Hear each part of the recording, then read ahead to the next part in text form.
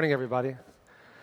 It's great to be here. I want to thank Susie and everyone that was involved in making this conference possible. I'm going to talk today about the power of comprehensive lifestyle changes. Oops, go back one slide, if you will. If you start at the beginning, it's always a good place to begin. Can you go back one slide?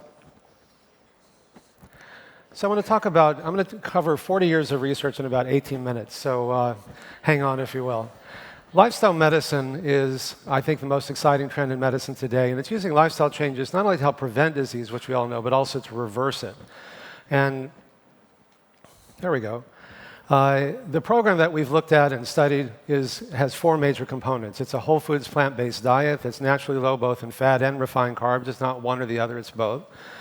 Various stress management techniques, including meditation and yoga, moderate exercise, such as walking, and what we would call psychosocial support, which is really love and intimacy, or to reduce it down even further, to eat well, move more, stress less, and love more. That's it.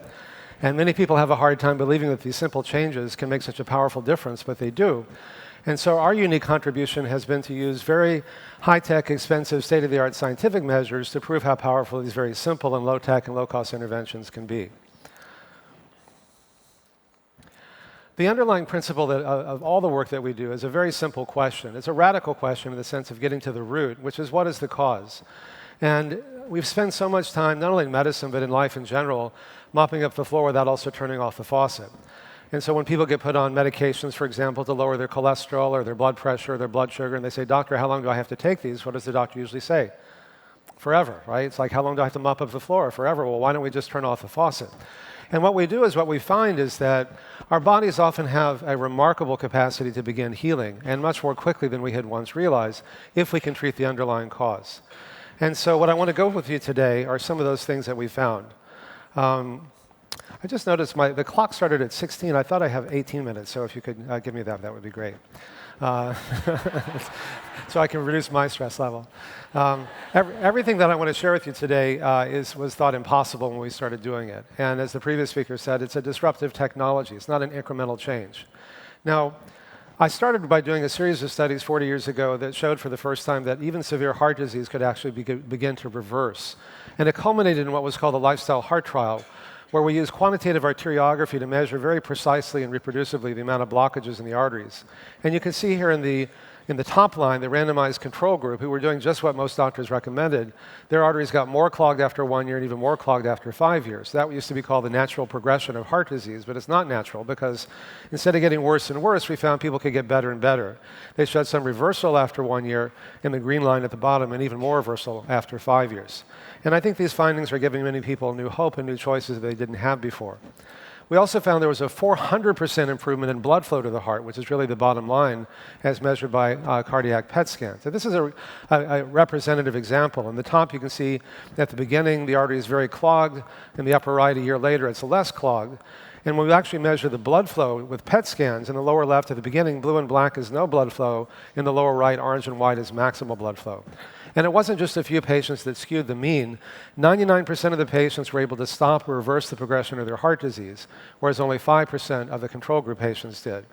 And one of the interesting findings we had was that the more people changed, the more they improved at any age.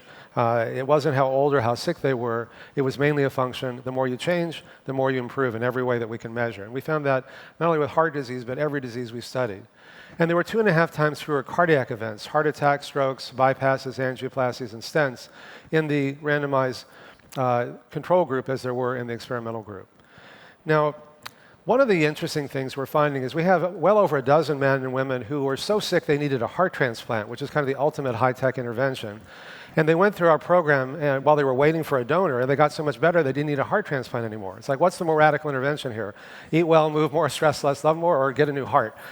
So we've been training hospitals and clinics around the country to really bring together the wellness industry and the medical industry, which is the whole theme of this conference here.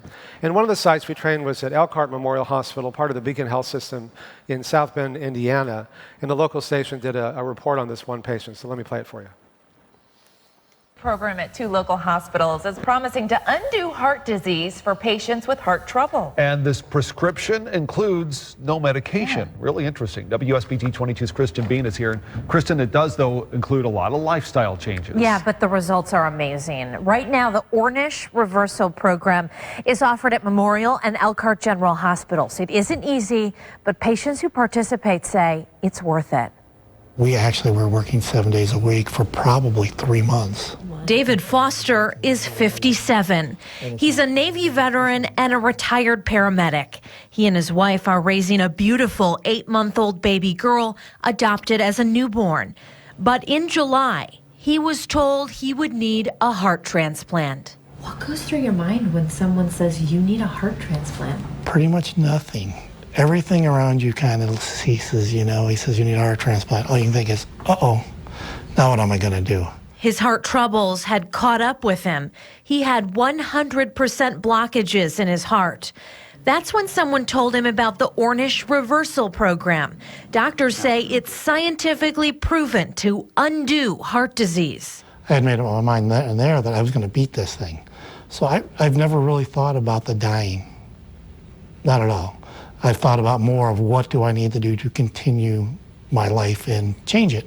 The Ornish program requires patients to make major lifestyle changes. They spend 9 weeks learning how to eat a low-fat, plant-based diet. They have to exercise, undergo stress management, and participate in group support. This is a sort of a lifestyle prescription. We're not going to be taking a pill, but we're going to modify what we do in our life, and we're going to build our life around these healthy practices so that we can enjoy a healthy life, not spend our life in fear of when the next cardiac event is coming. Doctors say 90% of patients who complete the program continue these lifestyle changes after a year. Foster is sticking with his and recently learned his heart function has improved and he no longer needs that heart transplant. I say, I don't think about death. I just think about the day. Most insurance companies cover this. That's why I'm so passionate about doing this work after 40 years. When you hear stories like this, somebody whose life is radically transformed by making these simple lifestyle changes, it's incredibly meaningful work. Our diet was rated #1 for heart health every year for the last 7 years that U.S. News has been doing that, which is a nice validation. So then we looked to see if these same lifestyle changes could reverse the progression of men with early-stage prostate cancer. And so we took men who were doing watchful waiting, randomized them into 2 groups, and what we found is that the group that made lifestyle changes were able to slow, stop, and even reverse the progression of their prostate cancer. You can see here PSA levels went up or got worse in the randomized control group, went down in the group that made these lifestyle changes, in direct proportion to the degree of lifestyle change. The more you change, the more you improve. We also found that the tumor growth, we added some of the serum to a standard line of prostate tumor cells growing in vitro in a tissue culture, and found that the prostate tumor was inhibited 70% in the group that made these lifestyle changes, but only 9% in the control group. Again, in direct proportion to the degree of lifestyle change, which is pretty amazing. We also found using MR spectroscopy, the tumor activity began to shrink, as well as the PSA coming down. And none of the people who made these lifestyle changes needed surgery or radiation or chemo, but 6 of the control group patients did. And that's particularly important because a major study came out in the New England Journal of Medicine last year showing that men with early-stage prostate cancer who did nothing lived as long as those who had surgery or radiation, except the treatment maimed guys in the most personal ways because they can't have sex many times because they're impotent and wearing diapers because they're incontinent, for no real benefit at huge economic and personal costs. But if the only alternative is doing nothing, most guys want to do something, and so this provides a third alternative to that, and the only side effects are good ones. We wondered what some of the mechanisms might be to help explain that, so we looked at their changes in their gene expression, and we found that over 500 genes were changed in a study we published with Craig Venter in the Proceedings of the National Academy of Sciences. And we found that we were actually turning on the good genes, turning off the bad genes, and particularly downregulating what are called the oncogenes, the cancer-causing genes that promote prostate, breast, and colon cancer, turned off in just 3 months. And this is what's called a heat map. Along the right column are different genes that cause cancer. At the beginning on the left, red is turned on, and 3 months later you can see green is turned off. It's just amazing how quickly people can get better. So our genes are a predisposition, but our genes are not usually our fate. And so often people say, oh, I've just got bad genes, what can I do? Well, it turns out you can do a lot, not to blame, but to empower. We then did a study with Alyssa Epel, who will be talking later today, and Dr. Elizabeth Blackburn, who got the Nobel Prize for discovering her pioneering work with telomeres, the ends of our chromosomes that control how long we live. Now, they're like our plastic tips on the ends of shoelaces that keep your shoelace from unraveling, your telomeres keep your DNA from unraveling. As we get older, our telomeres get shorter, and as our telomeres get shorter, our lives tend to get shorter, and the risk of premature death from pretty much everything goes up correspondingly. So we found that the enzyme, the telomerase, that repairs and lengthens telomeres, increased by 30% in just 3 months, which we published in the Lancet Oncology. And over a 5-year period, we found they could actually get longer, which is still, as far as I know, the only control study showing that any intervention can actually lengthen telomeres, in a sense, reversing aging at a cellular level. And here again, we found that the more people changed their lifestyle, the longer their telomeres got at any age. So the more diseases we study, and the more underlying biological mechanisms we research, the more reasons we have to explain why these simple lifestyle changes are so powerful and how quickly they can occur. Now, with all the talk about personalization and personalized medicine, I mean, if you're talking about a new, immunotherapy for a particular cell line of a pancreatic tumor, that's awesome.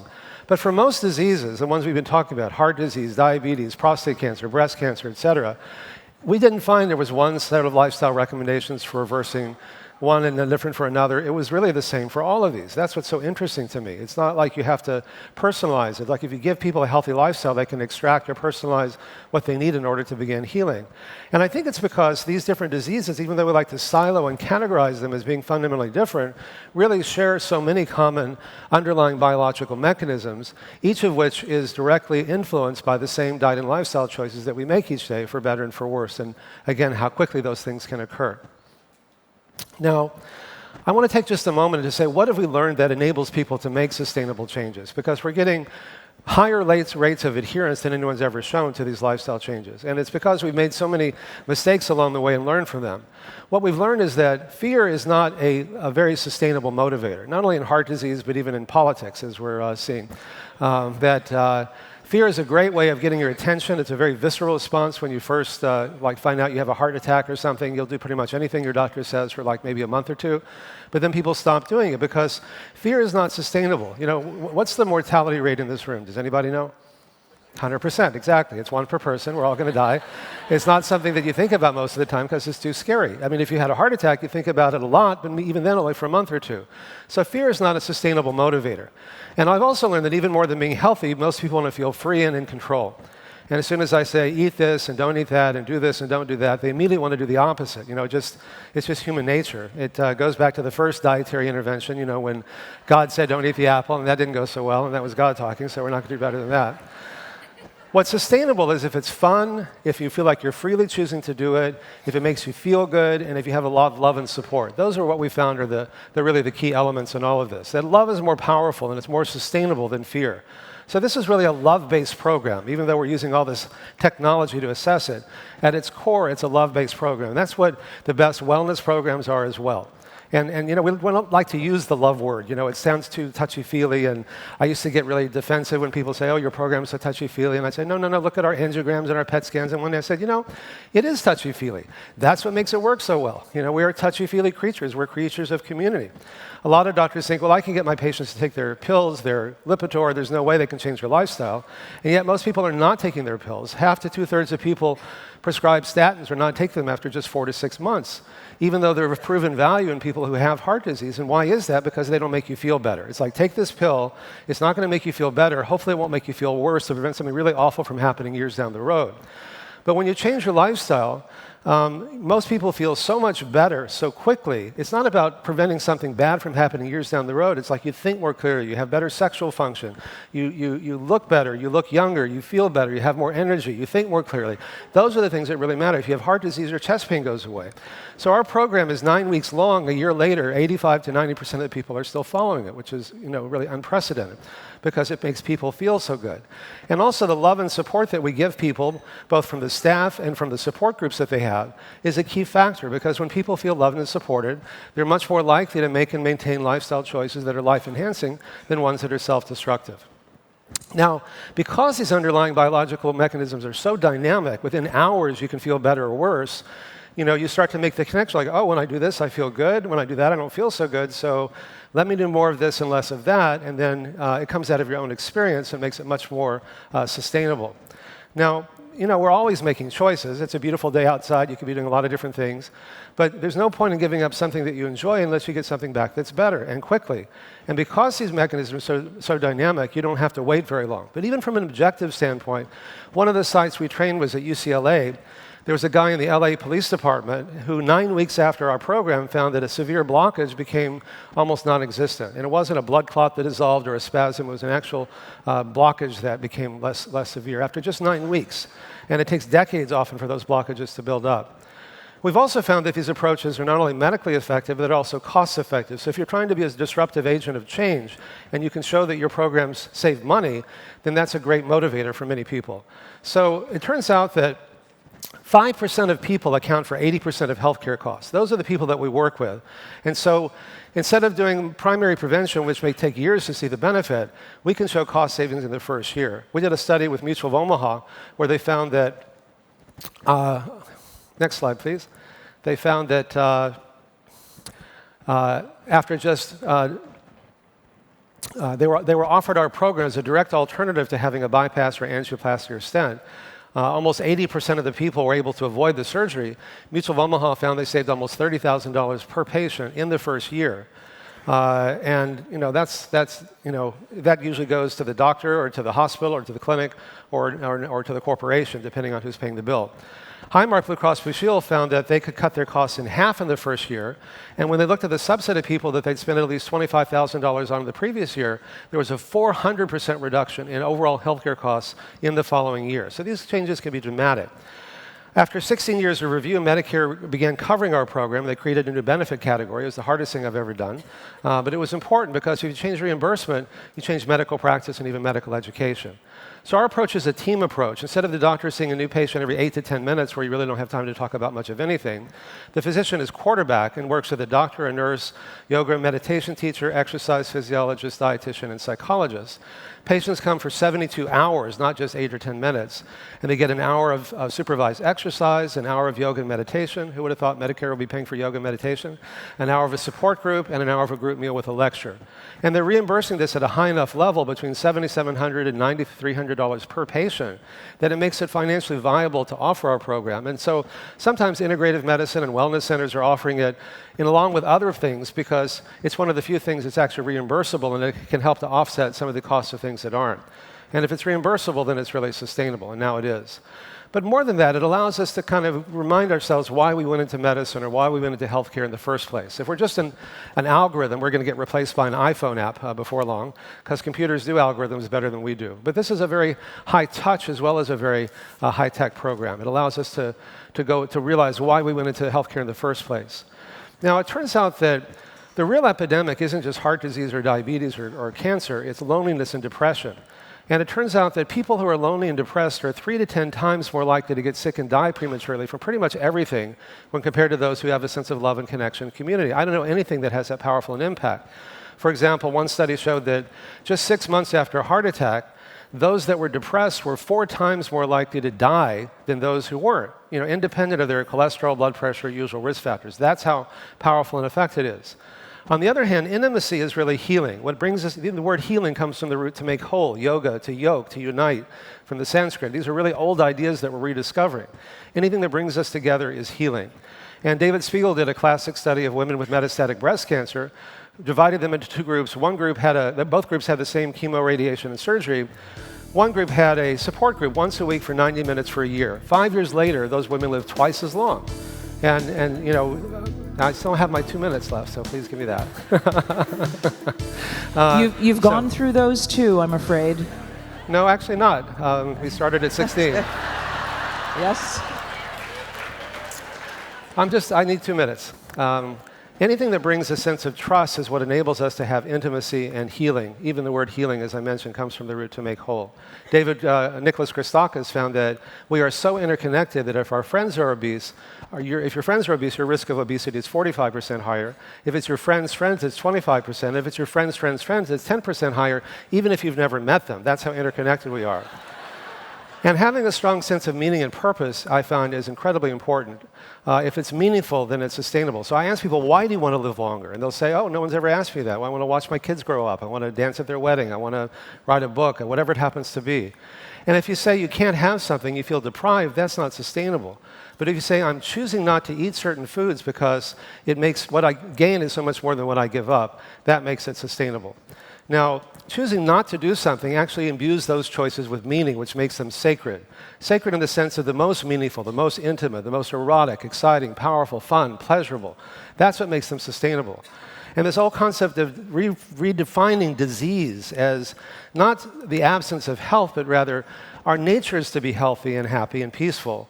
If I allow that to be disturbed, what am I doing that's causing that to be disturbed, and stop doing that rather than what am I lacking that I need? It's a very empowering way of looking at the world.